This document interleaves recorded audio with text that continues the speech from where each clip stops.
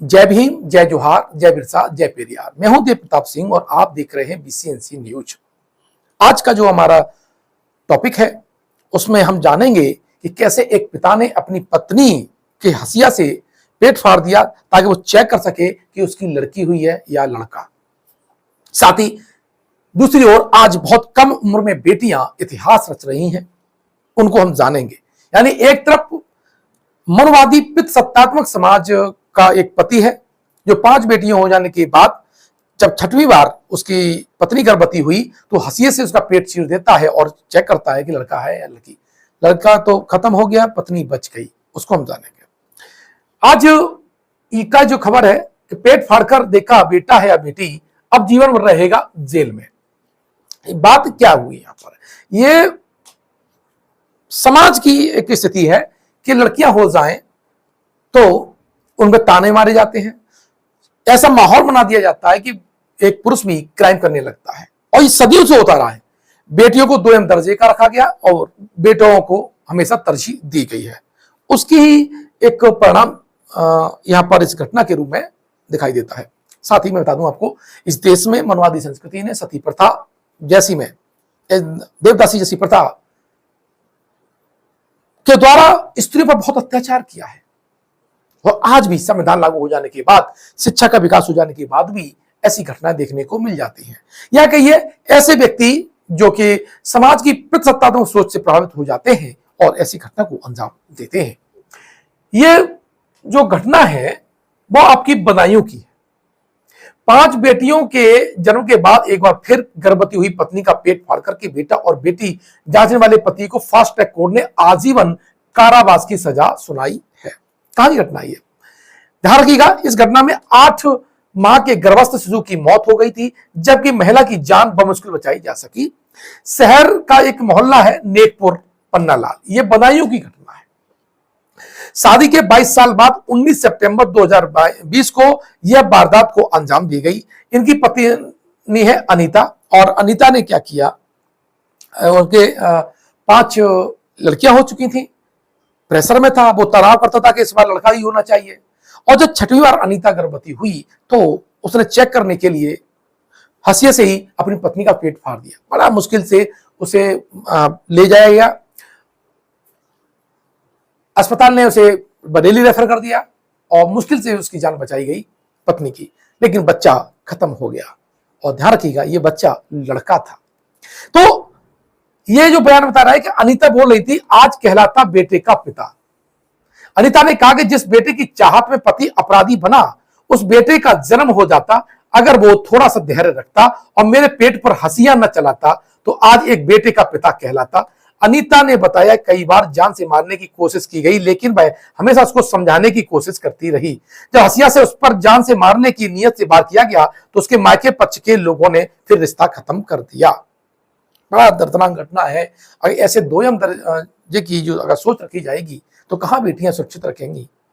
यह घटना बताती है कि मनवादी संस्कृति ने किस तरह से पितृसत्तात्मक सोच को इस देश में लागू किया है। बहुत सी घटनाएं होती हैं। जबकि आप जानते हैं कि माता सावित्रीबाई फूले इस देश में स्कूल खोलती हैं, पंडित रमाबाई स्कूल खोलती हैं, फातिमा सवाबाई जैसी महान नायिका इस देश में पैदा हुई है, और एक और रुकैया बेगम शेखावत हुसैन एक शिक्षा पे काम करती हैं। तमाम भारतीय नारियां आधुनिक भारत में शिक्षा के लिए आगे आई, सामाजिक कुरीतियों को दूर करने के लिए आगे आई हैं। ऐसी घटनाओं से सबक सीखने की जरूरत है और पूर्वाग्रह और कुछ परंपराओं से बंध के ना रहे, क्योंकि बेटियां और बेटे बराबर होते हैं। यह एक घटना बता दूं आपको, बौद्ध साहित्य में बेटी और बेटी दोनों को एक समान समझा गया। मनुस्मृति में नहीं, मैं बात करूं बौद्ध संस्कृति में। जब राजा पशनदी के यहां जब लड़की हुई तो वो दुखी था, यानी प्रसेनजित की मैं बात कर रहा हूं।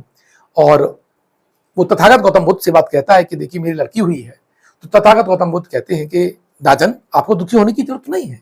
एक राज्य चलाने के लिए, एक परिवार चलाने के लिए बेटी उतनी ही सक्षम होती है, उतनी योग्य होती है, उतनी प्रतिभाशाली होती है जितना एक बेटा है। आपको दुखी होने की जरूरत नहीं है। बेटी हो या बेटा, सबको ही राज चला सकता है। ध्यान रखिए। और इसी बात को लेकर के जब मानव काशीराम साहब के पास सत्ता आई हाथ में और वो एक महानायिका जो आज आधुनिक युग में बहन जी के नाम से जानी जाती है, बसपा सुप्रीमो मायावती के नाम से जानी जाती हैं, उसको देते हैं। चाहते तो वो खुद कर सकते थे। तो पितृ सत्ता तो सोच पे बहुजन समाज ने हमेशा प्रहार किया है कि बराबरी की बात करते हैं। वो बात आई समझ में। और उसका एक दूसरा उदाहरण आज ही आप समझ लीजिए जो आपको दिखाई दे जाएगा। एक तरफ बेटियों को मारने के लिए बाप अपराधी बन जाता है और दूसरी तरफ देखिए आज ये इसी हफ्ते की घटना है। क्या है? बेटियों ने रचा इतिहास। एक पहली मैं आपको बेटी का नाम बताना चाहता हूं और यह है काम्या। काम्या कार्तिकेयन। अब काम्या कार्तिकेयन एवरेस्ट फतेह करने वाली सबसे कम उम्र की भारतीय बनी है। 12वीं क्लास में ये है। और ध्यान रखिएगा ये 6 चोटियों, अब तो दुनिया की 6 चोटियों पर ये फतेह कर चुकी हैं। और ये देख रहे हैं काम्या कार्तिकेयन का नाम है। ये भी तो बेटी है। अगर पिता ने अपनी बेटी को सक्षम बनाया तो आज बेटी शिखर पर है। तो यह शिक्षा और परिवार की परवरिश के ऊपर डिपेंड करता है। बात करें दूसरी बेटी का नाम है और इस बेटी का नाम है प्रतिस्मिता भोई। इन्होंने 15 साल की प्रतिस्मिता ने 133 किलो वजन उठाकर जीता है सोना।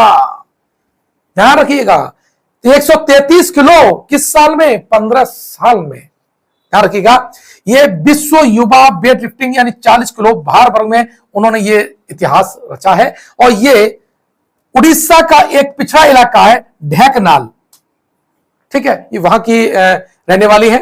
और इन्होंने पेरू की राजधानी लीमा में ये इतिहास रचा है। पेरू ये दक्षिण अमेरिका का एक देश है, वहां पर ये इतिहास रचा है। अगर आप अपनी बेटियों को सक्षम बनाएंगे, प्रत्येक माता से यह निवेदन है कि अपनी बेटी को कभी भी बेटे से कमतर न समझें, इक्वल समझें। आपके दिमाग में यह हमेशा रहना चाहिए बेटी और बेटा एक समान होना चाहिए। मैं उन पिता से और उन परिवार के लोगों से भी कह देना चाहता हूं कि बेटी और बेटा का भेदभाव आपको मिटाना ही होगा, अन्यथा ऐसे अपराध होते रहेंगे। और आप बेटियों को अगर समानता का दर्जा देंगे तो बेटियां इतिहास रचती रहेंगी। आज मेरा वीडियो बनाने का उद्देश्य ये था। मैं अभी बुद्ध पूर्णिमा को मैं कानपुर देहात में भी था और वहां पर बहुत एक बड़ा समूह महिलाओं का था। और जब मैंने ये बातें उनके सामने रखी तो उन्होंने दोनों हाथ खड़े करके कहा कि हाँ, हम अब बेटी और बेटा में अंतर नहीं करेंगे। चलिए, टॉपर्स क्लब आईएएस अकेडमी जानते हो कि हमारा एक मंच है, बीसीएनसी न्यूज मंच है ये, और हम इसके माध्यम से बच्चों को पढ़ाते हैं। और उन्हीं लिए उन बेटियों के लिए जो आईएएस और पीसीएस की तैयारी करना चाहती हैं, हमारा भी कुछ छोटा सा योगदान हो जाता है। हमने डॉक्टर अंबेडकर के विचारों से प्रभावित होकर के ये प्रोग्राम स्टार्ट किया था। कोचिंग भी हमारी उन्हीं के विचारों पर चलती है। इसीलिए doctor Ambedkar free IAS PCS classes हमने स्टार्ट की है। यहां आवेदन आपके लिए आमंत्रित है। 10 जून को अंतिम तिथि है, मतलब आवेदन की अंतिम तिथि 10 जून है। परीक्षा की जो तिथि है वो 18 जून है और प्रथम बैच हमारा 1 जुलाई 2024 से स्टार्ट होगा। इसमें हमने पूरा डिस्क्रिप्शन बॉक्स में इसकी जानकारी दे रखी है, वहां से आप जानकारी ले सकते हैं। बेटी और बेटा आप आवेदन कर सकते हैं और पूरे साल आपको ये पढ़ाई कराई जाएगी। ये आप ऑफलाइन आएंगे तो जो टॉप 150 होंगे उनको एडमिशन दिया जाएगा, शेष लोगों को ऑनलाइन ही शिक्षा मिल पाएगी। हमारे इस चैनल को सब्सक्राइब कीजिएगा। इस प्रोग्राम को एक जरूरतमंद बेटी या बेटा के पास भेजिएगा, प्रचार प्रसार करिएगा, क्योंकि आपका सहयोग किसी बेटी की दिशा बदल सकता है, उसके जीवन को एक नए आयाम पर स्थापित कर सकता है, बेटे को भी एक नई दिशा दे सकता है। इसीलिए इस वीडियो को ज्यादा से ज्यादा लोगों तक शेयर कीजिएगा और आपके घर में, रिश्तेदारी में, आस और पड़ोस में किसी बेटी और बेटा को अगर आईएएस पीसीएस की फ्री तैयारी करनी है तो इस प्रोग्राम की उन्हें जानकारी जरूर दीजिएगा। मिलते हैं नेक्स्ट वीडियो में। धन्यवाद।